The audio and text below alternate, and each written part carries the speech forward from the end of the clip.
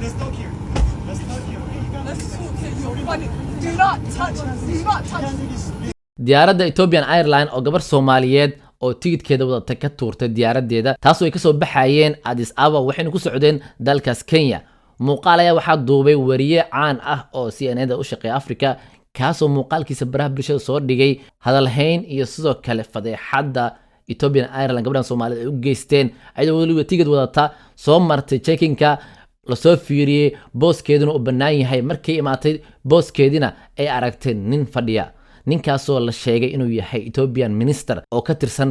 ministerka ama dowladda Ethiopia booskeedii ay u qaatay dood daciif ay la imaadeen laba maalin ka bacdi ay soo jawaabeen markay arkeen muuqaalkii inuu viral noqday oo adduunka dhan ay wada daawanayaan qaasatan Soomaalidana ay si fiican uga falceliyeen markay arkeen dhacdadan jawaabta ay ka bixiyeen ay waxay noqotay jawaab daciif ah oo qof kasta oo ku qoslayo qaasatan Kenyaatiga ayaa waliba ka xanaaqay markay arkeen jawaabta xun ay dhiibeen Ethiopian Airlines ay ku soo qoreen bartooda Twitterka waxayna dhaheen ma been ayuu sheegay wariyaheena Larry Madow kaasoo muuqaalka duubay waxay dhaheen booskeeda 3 qof ayaa ku qorneyd oo tigidh goosatay gabadhan tigidhkeedii markii imaatay oo soo checking soo martay ayaa waxay aragtay nin qof fadhiya qofkaasna qof kale maahan waa minister booska marka gabadha Soomaaliyeed waa laga riixay oo ninkaas ayaa la geliyay gabadha ayadoo qaylinayso ayaa laga soo tuuray diyaaradda qof kasto oo diyaarad raaca wuu yaqaanaa yacni shuruucda haddii xataa overbooking uu dhaco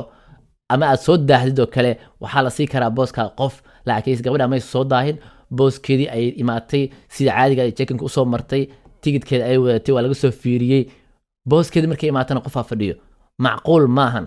hadday soo daahi lahayd waxaa la dhihi lahay diyaaradda kale ayaa raacaysaa oo booskaaga hadda qof kale lagu sii bedelay maadaama aad soo daahday oo checking ka soo daahday marka Ethiopian Airlines dagaal kale ay ku wadaa dadka Soomaaliyeed ee raacaya diyaaradeeda muuqaalkaana qofkii yeelay ma leh waxyaabaha ay ku soo qoreen Twitterkooda ay leeyihiin booskaas qalad ayaa dhacay oo qof kale iyo ayada ayaa ku qornaayeen marka qof inaan ka bixino ayay noqotay taasna wax la aqbali kara maahan Soomaalidu waxa rajeynaa inay ka bartaan cashir ay iska daayaan diyaaradaas ay raacaan xaaladda hadda la joogo rajeynaa gabadha Soomaalida inay hadasho ay ka sheekayso qisada sida ay ugu dhacday sidoo kalena aan ogaano qaybta ayada ku saabsan ee qisada maadaama aan aragnay qisa been abuur ah inay ku soo qoreen bartooda Twitter